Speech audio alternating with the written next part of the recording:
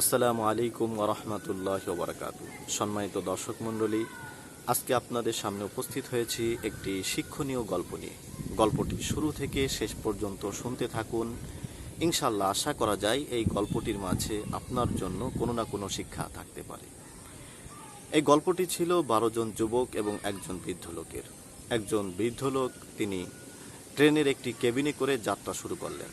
কিছুক্ষণ পরে সেই কেবিনেই আরও 12 জন যুবক এসে উপস্থিত হলো। এই যুবকগুলো ছিল একটু দুষ্টু প্রকৃতির। তাদের সাথে কিছু কাঁচা আম ছিল এবং ছুরি ছিল। তারা সেই ছুরি দিয়ে কাঁচা আমগুলো কেটে কেটে খাচ্ছিল এবং আনন্দ উল্লাস করছিল। এবং তাদের হইচই আনন্দ উল্লাসের কারণে ওই কেবিনে থাকা বৃদ্ধ লোকটির কষ্ট হচ্ছিল, কিন্তু তিনি দুর্বল হওয়ার কারণে এবং একা হওয়ার কারণে কোনো প্রতিবাদ করছিলেন না, কোনো কিছু না বলে নীরবেই সেটা মেনে নিচ্ছিলেন। এই দুষ্ট যুবকগুলোর মাঝ থেকে কিছুক্ষণ পরে একজন যুবক বলে উঠল, চলো আমরা এই ট্রেনের চেন টেনে দিই। তখন আরেকজন যুবক বলল, দেখো, যদি আমরা বিনা কারণে এই ট্রেনের চেন টানি তাহলে আমাদেরকে 500 টাকা জরিমানা দিতে হবে অথবা 6 মাসের জেল খাটতে হবে। তখন তৃতীয় আরেকজন যুবক বলে উঠল, দেখো, আমরা তাহলে একটা বুদ্ধি করি, সেটা হলো যে আমরা এক একজনে 100 টাকা করে এর কাছে জমা দিই। জমা দেওয়ার পরে যখন আমরা ট্রেনের চেন টেনে দিব, তখন টিটি সাহেব আসার পরে আমরা 500 টাকা তাকে দিয়ে দিব জরিমানা স্বরূপ, আর বাকি টাকাগুলো আমরা কোনো একটা কাজে লাগাতে পারবো, আমরা আনন্দ উল্লাস করতে পারবো। তখন তারা প্রত্যেকে 100 টাকা করে জমা করে এক যুবকের কাছে 1200 টাকা জমা রাখলো।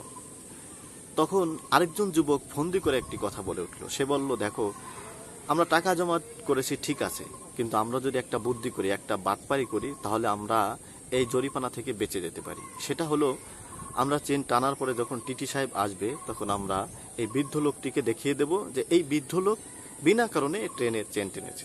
তখন আমাদের 500 টাকা বেঁচেও যাবে এবং আমাদের আনন্দ ফুর্তি হয়ে যাবে। বৃদ্ধ লোকটি বলল, দেখো বাবারা, আমি তোমাদের পিতার বয়সী, আমি একজন বয়স্ক লোক, দরিদ্র মানুষ, তোমরা আমার সাথে এমন আচরণ করতে পারো না। কিন্তু কে শোনে কার কথা? তারা বৃদ্ধ লোকটির কথায় ভ্রুক্ষেপ না করেই ট্রেনের চেন টেনে দিল। ট্রেন যখন টানা হলো, ট্রেনটি থামানো হলো। থামানোর পরে টিটি সাহেব আসলো। আসার পর বলল, এই বগি থেকে কেন চেন টানা হয়েছে, কি কারণ, কি সমস্যা? তখন এই যুবকগুলো বৃদ্ধ লোকটিকে দেখিয়ে দিল এই বৃদ্ধ লোকটি এই চেন টেনেছে। তখন টিটি সাহেব বৃদ্ধ লোককে জিজ্ঞাসা করলো, কেন আপনি এই চেন টেনেছেন? বৃদ্ধ লোকটি বলল যে আমি একটা বিপদে পড়ে চেন টেনেছি। বলল, কি বিপদে পড়েছেন? তো বৃদ্ধ লোকটি বলল যে আমার কাছে 1200 টাকা ছিল, আর এই যুবকেরা আমাকে একা পেয়ে আমার এই 1200 টাকা আমার থেকে ছিনতাই করেছে, আমার গলায় ছুরি ধরেছিল।